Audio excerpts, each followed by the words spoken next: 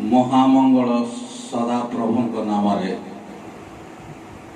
आज ये पुनर्बार ख्रीष्टीय विश्वासी विश्वासिनी मानक मो इमानुएल गॉस्पेल तरफ आह्वान करुछि। प्रेममय प्रभु तुमर उपस्थिति प्रदान कर। तुमर पवित्र वाक्य रे आमोस पुस्तक 8 पर्वर 11 एवं 12 पदरे जहाँ लेखा अछि आमे अध्ययन करुछु। एथिरे एभଳି लेखा अछि, प्रभु सदा प्रभु देख जो दिन आम्भे एई देश को दुर्भिक्ष प्रेरण करिबा एपरि दिन आसुअछि, ताहा अन्न किंबा जल पिपासार दुर्भिक्ष नुहे, मात्र सदा प्रभुଙ୍କ वाक्य शुणिबार दुर्भिक्ष हब। लोक माने एक समुद्र ठारू अन्य समुद्र पर्यंत ओ उत्तर दिगरु पूर्व दिग पर्यंत भ्रमण करिवे। सेमाने सदा प्रभुଙ୍କର वाक्यर अन्वेषण करिबा पई एणे तेणे दौड़िबे, आउ ताहा पाइबे नहीं। तेणुकरी एतेबेले आमे माने आपण मानक निकटरे सदा प्रभुଙ୍କ वाक्यर किछि अंश उपस्थापन करबा उद्देश्य रे एकत्रित ही प्रभु आशीर्वाद करंतु। आज चिंतार विषय महामारी एवं खजुरी पर्व। प्रभु यीशु ख्रीष्टंकर समय रे मध्य अनेक महामारी आक्रांत होइथिले। प्रत्येक यहूदी लोक रोगाक्रांत होई कष्ट पाउथिले। सेमानकर अवस्था रोमियो सरकारंकर आदौ चिंता नथिला। कर आदाय व्यतीत अन्य कौनसी कार्य से माने करुनथिले। आधुनिक जुग रे भारत सरकारंकर जेउ भली भावरे कोरोना भाइरस मुकाबिला करी निजर नागरिक मानकर सुरक्षा करुअछंती, से भली किछि हेले रोमियो शासन समय रे यहूदी मानक प्रति व्यवस्था नथिला। भारत सरकारंकर प्रचेष्टा रे सारा पृथ्वी वर्तमान स्तब्ध। सामर्थ्यपूर्ण देश यथा चीन, इटाली, अमेरिका, स्पेन प्रभृति कोरोनार विभीषिका मुकाबिला कर न पारी समस्ते गोटे कथा कहती, ए युद्ध रे भारतर विजय सुनिश्चित। इटाली प्रधानमंत्री गतकाली गोटे अनाउंसमेंट करछंती। एथिरे एभଳି लेखा अछि, Italy announces its surrender. The Prime Minister of Italy said, our control on COVID-19 is gone. This infectious disease is killing us. All the possible relief on earth is over. Here's our look at the sky. Death continues. Yesterday 427 and today 627. Likewise 1529 death is so far overtaken Italy. Odisha माटी corona प्रवेश को संपूर्ण प्रतिरोध करा जायछि कहिले आदौ अनुचित hub नाही। संपूर्ण प्रतिरोधक व्यवस्था द्वारा ओडिशा सरकार निजर समस्त नागरिक को निज डेणा तले आवरी रखिछंती कहिले मध्य अत्युक्ति हब नाही। आम्भे माने सरकार निर्देश को गौरव दे गृह भीतर रही सब परिवार प्रभुଙ୍କ चरण तले सरकार भावी सामर्थ्य निमंते प्रार्थना करिबा। पवित्र शास्त्र बाइबल रे लिखित अछि, गीत संहिता 33 पर्वर 13 एवं 14 पदरे सदा प्रभु स्वर्गर दृष्टिपात करंती, से समस्त मनुष्य संतान मान को निरीक्षण करंती। से अपना निवास स्थान पृथ्वी निवासी समस्त दृष्टिपात करंती। आज को प्राय 2000 रु अधिक वर्ष तले ସଦାପ୍ରଭୁ ନିଜର ସନ୍ତାନମାନଙ୍କ ସ୍ୱାସ୍ଥ୍ୟଗତ ଅବସ୍ଥା ଏବଂ ସମସ୍ତ ମହାମାରୀ ରୋଗରୁ ଉଦ୍ଧାର କରିବା ନିମନ୍ତେ ମାନବ ରୂପରେ ଧରା ପୃଷ୍ଠରେ ଜନ୍ମ ନେଲେ। ମାର୍କ ପୁସ୍ତକ 3 ପର୍ବର 8 ପଦରେ ଲେଖାଯାଏ, ଜେରୁସାଲେମ, ଇଦମ, ଜର୍ଦ୍ଦନର ଅପର ପାର୍ଶ୍ୱ, ପୁଣି ସ୍ୱର ଓ ସିଦନର ଚତୁର୍ଦିଗରୁ ଏକ ମହାଜନତା ତାହାଙ୍କ କର୍ମର କଥା ଶୁଣି ତାହାଙ୍କ ନିକଟକୁ ଆସିଲେ। ତାର 10 ପଦରେ ଲେଖାଯାଏ, ଯେତେ ଲୋକ ତାହାଙ୍କୁ ସ୍ପର୍ଶ କଲେ ସମସ୍ତେ ସମ୍ପୂର୍ଣ୍ଣ ସୁସ୍ଥତା ଲାଭ କଲେ।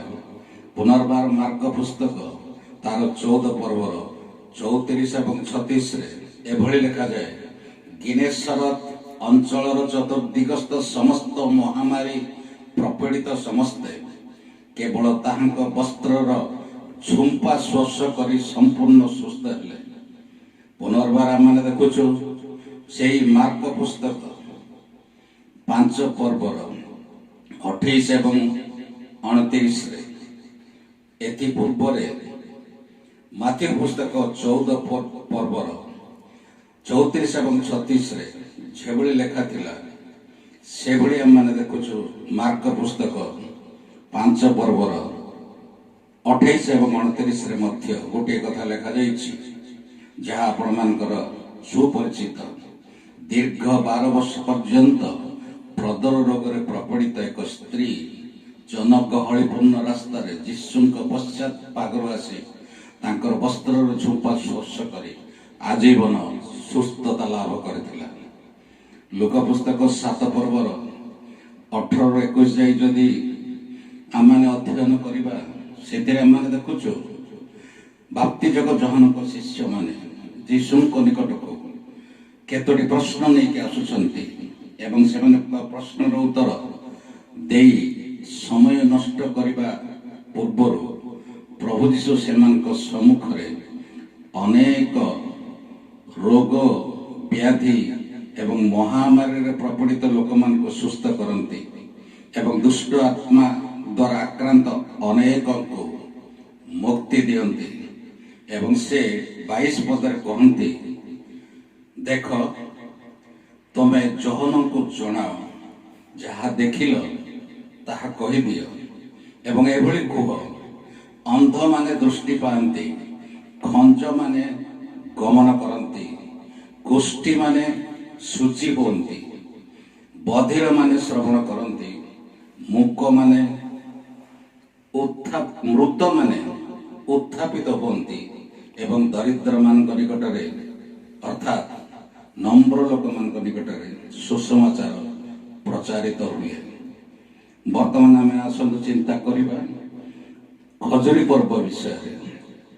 ମାଥ୍ୟୁ ପୁସ୍ତକ 5 ପର୍ବର 17 ପଦରେ ପ୍ରଭୁ ଯୀଶୁ କହିଲେ, ମୁଁ ଯେ ବ୍ୟବସ୍ଥା କି ଭାଓବାଦୀ ମାନଙ୍କ ଧର୍ମଶାସ୍ତ୍ର ଲୋପ କରିବାକୁ ଆସିଅଛି, ଏପରି ଭାବ ନାହିଁ। ଲୋପ କରିବାକୁ ନ ଆସି ବରଂ ସଫଳ କରିବାକୁ ଆସିଅଛି। ଜିକରିୟ ପୁସ୍ତକ 9 ଅଧ୍ୟାୟର 9 ପଦ ପ୍ରକାରେ ପ୍ରଭୁ ଯୀଶୁ ଏକ ଗର୍ଦ୍ଧବୀର ଶାବକ ଆରୋହଣ କରନ୍ତି ଏବଂ ତାଙ୍କର ବିଜୟ ଯାତ୍ରା ଜେରୁସାଲେମକୁ ବେତ୍‌ଫାଗେରୁ ଯାତ୍ରା କରନ୍ତି।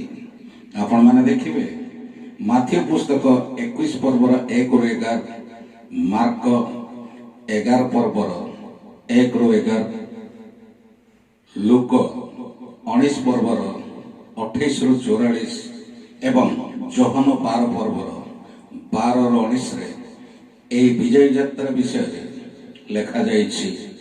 ଏହା ଥିଲା ଶାନ୍ତି ତଥା ନମ୍ରଶୀଳ ରାଜାଙ୍କର ବିଜୟ ଯାତ୍ରା, ଯାହାକୁ ଆମେ ଆଜି ଖଜୁରୀ ପର୍ବ ନାମରେ ପାଳନ କରୁଛୁ। କିନ୍ତୁ ଦୟାମୟ ପ୍ରଭୁ ଆମକୁ ଏ କରୋନା ଭାଇରସରୁ ଉଦ୍ଧାର କରିବା ନିମନ୍ତେ ଯିଶାୟା ପୁସ୍ତକ 26-20 ପଦ ପ୍ରକାରେ ନିର୍ଦ୍ଦେଶ ଦିଆଯାଇଛି। ମନ୍ଦିର ବନ୍ଦ ଅଛି ଏବଂ ସମସ୍ତଙ୍କୁ ରୁଦ୍ଧ ଦ୍ୱାର ମଧ୍ୟରେ କୋଠରୀ ମଧ୍ୟରେ ଆପଣା ଆପଣାକୁ ବନ୍ଦ କରି ସପରିବାର ତାଙ୍କର ପ୍ରଶଂସା କରିବା ପାଇଁ ଆଜି ମଧ୍ୟ ଆମେ ଯେତେବେଳେ ଖଜୁରୀ ପର୍ବ ପାଳନ କରିବାକୁ ଯାଉଛୁ, ଆମେ ତଦ୍ରୂପ କରିବା। ଜେରୁସାଲେମରେ ଏକତ୍ରିତ ମହାଜନତା ଏହି ଯୀଶୁଙ୍କର ଯାତ୍ରାକୁ ସେମାନେ ଖଜୁରୀ ପର୍ବ ଭାବେ ଘୋଷଣା କରନ୍ତି। କାହିଁକି? ଅନେକ ଜନତା ଲାଜାରଙ୍କର ପୁନରୁତ୍ଥିତ ବାର୍ତ୍ତା ଶ୍ରବଣ କରି ଜେରୁସାଲେମକୁ ପ୍ରଭୁ ଯୀଶୁଙ୍କୁ ପାଛୋଟି ନେବା ଉଦ୍ଦେଶ୍ୟରେ ହସ୍ତରେ ଖଜୁରୀ ବାହୁଙ୍ଗା ତୋଳି ସେମାନେ ଜୟଧ୍ୱନି କରି ଯୀଶୁଙ୍କୁ ଜେରୁସାଲେମ ପର୍ଯ୍ୟନ୍ତ ପାଛୋଟି ନେଇଥିଲେ ଏବଂ ନେବା ସମୟରେ ସେମାନେ ଖଜୁରୀ ପର୍ବ ହସ୍ତରେ ଧରି ଖଜୁରୀ ପତ୍ର ହସ୍ତରେ ଧରି ସେହି ଖଜୁରୀ ପର୍ବ ପାଳନ କରିଥିଲେ ଏବଂ ଗୀତ ସଂହିତା 118 25 ଏବଂ 26 ପଦ ସେମାନେ ଗାନ କରୁଥିଲେ। ସେମାନେ ଏଭଳି ଗାନ କରୁଥିଲେ, ହେ ସଦା ପ୍ରଭୁ, ଆମ୍ଭେମାନେ ବିନୟ କରୁଅଛୁ, ଏବେ ପରିତ୍ରାଣ କର। ହେ ସଦା ପ୍ରଭୁ, ଆମ୍ଭେମାନେ ବିନୟ କରୁଅଛୁ, ଏବେ ସଫଳତା ଆଜ୍ଞା କର। ସଦା ପ୍ରଭୁଙ୍କ ନାମରେ ଯେ ଆସୁଅଛନ୍ତି ସେ ଧନ୍ୟ। ମାଥିଉ ପୁସ୍ତକ 21:9, ମାର୍କ ପୁସ୍ତକ 11:9-10 ଏଭଳି ଲେଖାଯାଇଛି, ତାହାଙ୍କ ଆଗରେ ପଛରେ ଯାଉଥିବା ଲୋକେ ଉଚ୍ଚ ସ୍ୱରରେ କହିଲେ, ହୋସାନା ଦାଉଦ ସନ୍ତାନ, ହୋସାନା, ପ୍ରଭୁଙ୍କ ନାମରେ ଯେ ଆସୁଅଛନ୍ତି ସେ ଧନ୍ୟ। ଊର୍ଦ୍ଧ୍ୱ ଲୋକରେ ହୋସାନା। ଲୋକ 19:38 ଏଭଳି ଲେଖାଯାଏ, ପ୍ରଭୁଙ୍କ ନାମରେ ଯେଉଁ ରାଜା ଆସୁଅଛନ୍ତି ସେ ଧନ୍ୟ। ସ୍ୱର୍ଗରେ ଶାନ୍ତି ଓ ଊର୍ଦ୍ଧ୍ୱ ଲୋକରେ ମହିମା। ପ୍ରଭୁ ଯୀଶୁ ଆଜି ମଧ୍ୟ କରୋନା ମହାମାରୀରୁ ଉଦ୍ଧାର କରିବାକୁ ସମର୍ଥ। ସେ କହନ୍ତି, ତୁମ୍ଭେ ଆମ୍ଭ ନାମରେ ପ୍ରାର୍ଥନା କର, ଆମ୍ଭେ ତୁମମାନଙ୍କୁ ସମସ୍ତ କ୍ଲେଶରୁ ମୁକ୍ତି ଦେବା।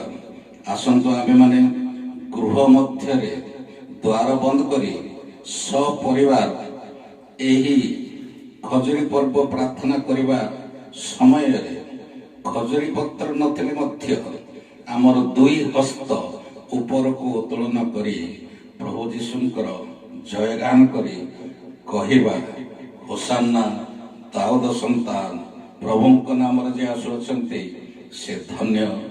ଊର୍ଦ୍ଧ୍ୱ ଲୋକରେ ହୋସାନା। ଆସନ୍ତୁ ଆମମାନେ ପ୍ରାର୍ଥନା କରିବା ଏବଂ ଶେଷ ଆଶୀର୍ବାଦ ନେବା। ମଙ୍ଗଳମୟ ସଦା ପ୍ରଭୁ, ଶ୍ରୋତା ସମସ୍ତଙ୍କୁ ପ୍ରଭୁ ତମେ ବିଶେଷ ଭାବରେ ଆଶୀର୍ବାଦ କର ଏବଂ ସମସ୍ତଙ୍କୁ ଆଗାମୀ ଏ କରୋନା ଭାଇରସରୁ ଉଦ୍ଧାର କରି ତମେ ମହିମାନ୍ୱିତ ହୁଅ। ପ୍ରଭୁ ଯୀଶୁଙ୍କ ନାମରେ ଏହି ପ୍ରାର୍ଥନା ଉତ୍ସର୍ଗ କରୁଛି ପିତା, ଆମେନ୍। ଶେଷ ଆଶୀର୍ବାଦ ନେବା। ଏତେବେଳେ ପିତା ଈଶ୍ୱରଙ୍କର ଅସୀମ ପ୍ରେମ, ପ୍ରଭୁ ଯୀଶୁ ଖ୍ରୀଷ୍ଟଙ୍କର ଅନୁଗ୍ରହ, ପବିତ୍ର ଆତ୍ମାଙ୍କର ଶାନ୍ତି, ଶକ୍ତି, ସହଭାଗିତା ସମସ୍ତ ଶ୍ରୋତା ମଣ୍ଡଳୀର, ବିଶେଷ କରି ଯେତେ ଲୋକ ଦ୍ୱାର ମଧ୍ୟରେ ରହି ଏହି ପ୍ରାର୍ଥନା କରୁଥିବେ ସମସ୍ତଙ୍କ ଜୀବନର ଶେଷ ମୁହୂର୍ତ୍ତ ପର୍ଯ୍ୟନ୍ତ ସହାୟବାନ ହୋଇ ଗୌରବାନ୍ୱିତ ହୁଅନ୍ତୁ।